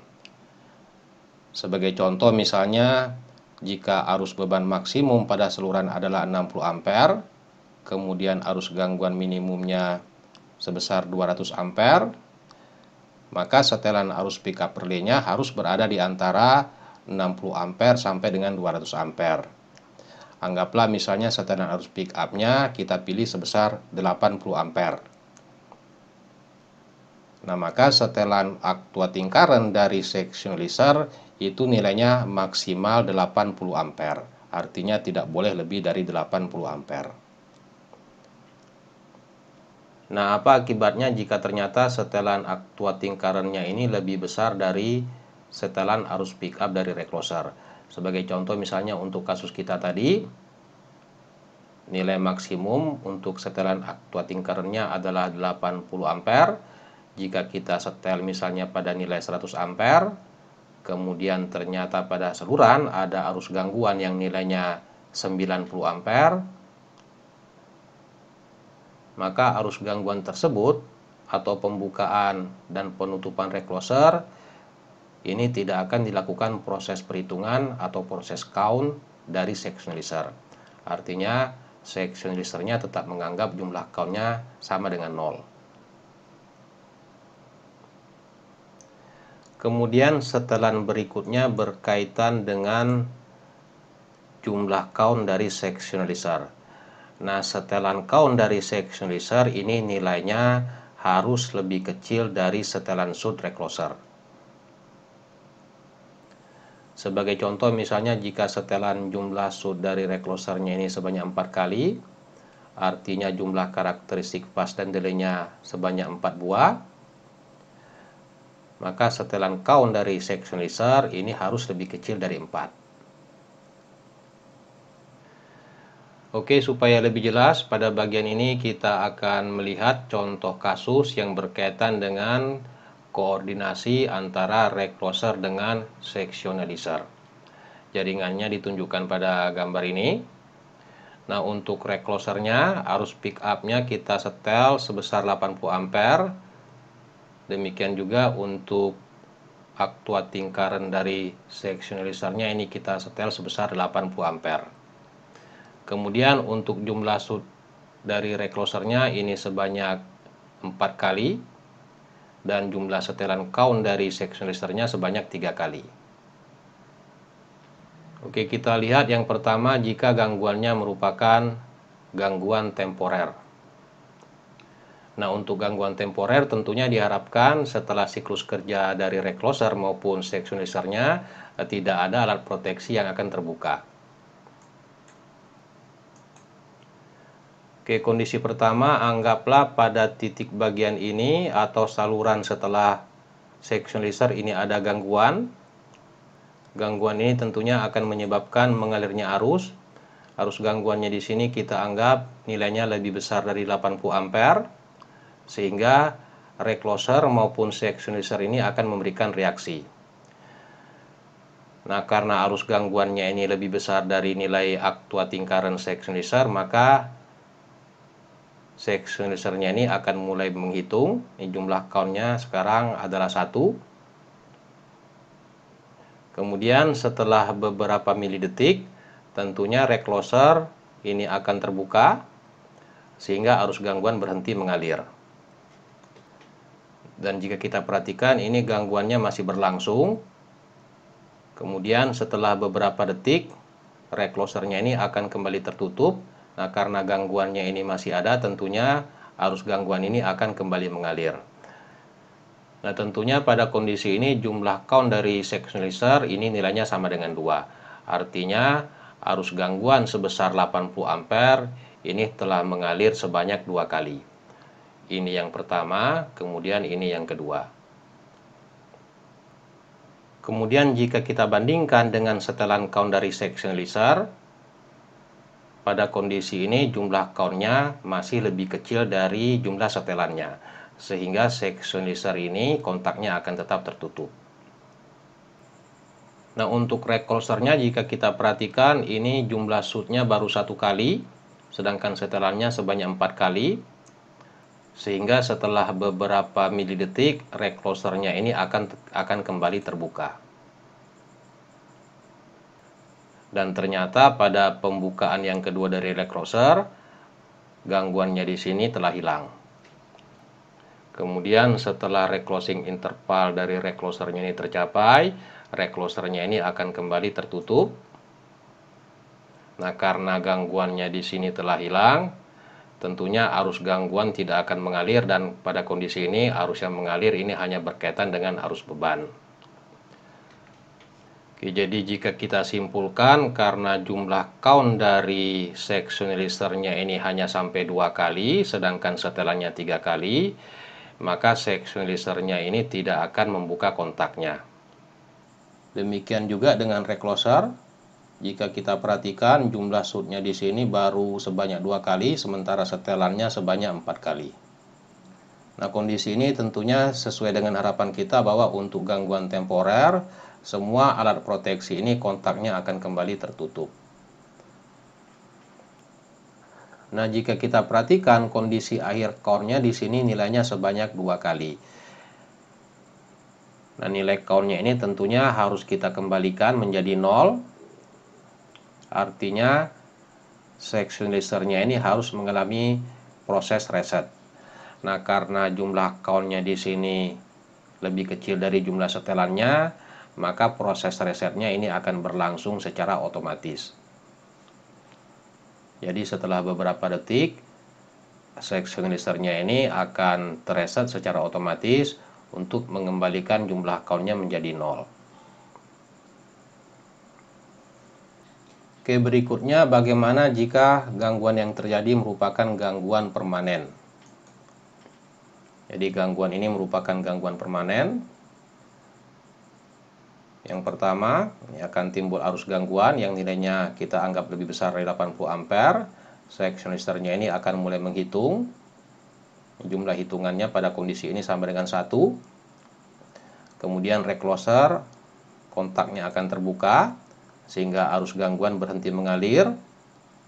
Setelah beberapa detik, reclosernya akan kembali tertutup, arus gangguan kembali mengalir, dan pada kondisi ini jumlah count dari sectionalizer-nya menjadi 2. Kemudian recloser akan kembali terbuka. Ini pembukaan yang kedua.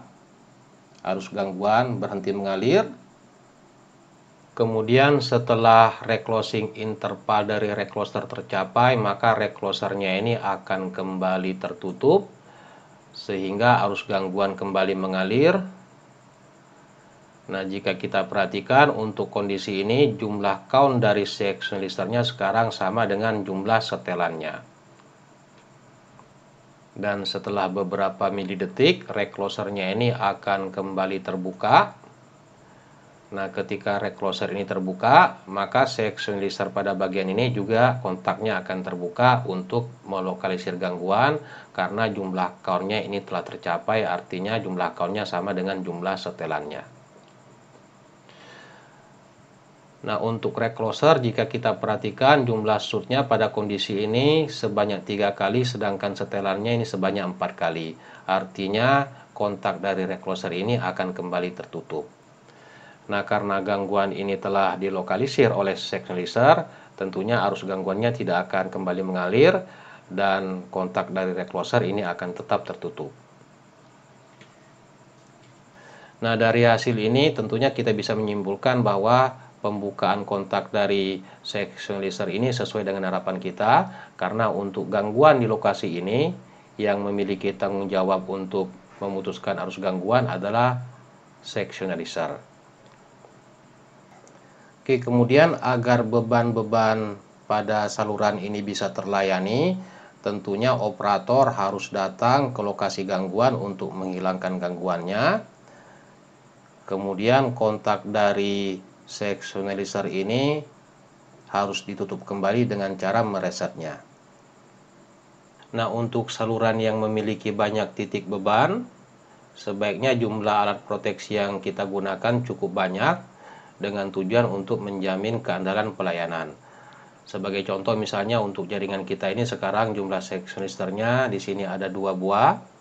Nah, jika terjadi gangguan pada daerah ini, terutama jika gangguannya merupakan gangguan permanen, tentunya yang harus bertanggung jawab melokalisir gangguan adalah sectionalizer yang ada pada bagian ini, sehingga beban-beban pada daerah ini tetap bisa mendapatkan pelayanan listrik. Nah, kemudian bagaimana setelannya agar diperoleh koordinasi yang tepat?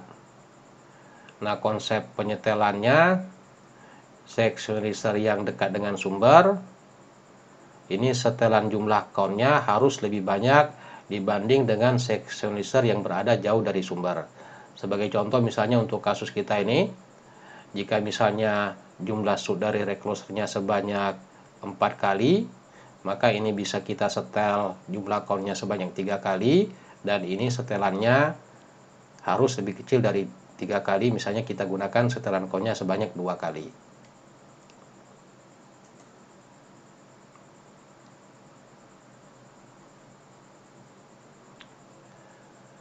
Nah, apa akibatnya jika ternyata setelan count dari kedua sectionalizer ini kita buat menjadi sama?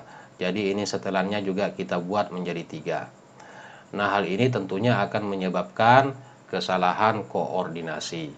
Sebagai contoh misalnya jika terjadi gangguan permanen pada titik ini, maka kedua sectionalizer ini kontaknya akan terbuka, sehingga beban-beban pada saluran ini tidak bisa mendapatkan pelayanan listrik. Oke, untuk mengamati hal tersebut, coba Anda simulasikan seperti kasus kita sebelumnya.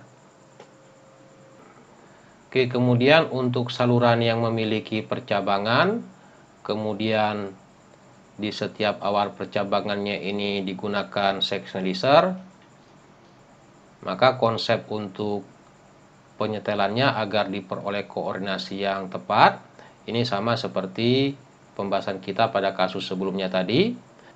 Untuk sectionalizer pada bagian ini, setelan count-nya harus lebih kecil dari jumlah shoot recloser. Demikian juga sectionalizer pada bagian ini harus disetel dengan jumlah count lebih kecil dari jumlah shoot recloser. Sebagai contoh misalnya jika di sini jumlah shoot-nya sebanyak 4 kali, maka ini count-nya bisa kita setel 3 kali. Demikian juga sectionalizer bagian ini bisa kita setel sebanyak 3 kali. Artinya koordinasi antara sectionalizer bagian atas dengan recloser ini bisa kita anggap terpisah dengan sectionalizer pada bagian ini.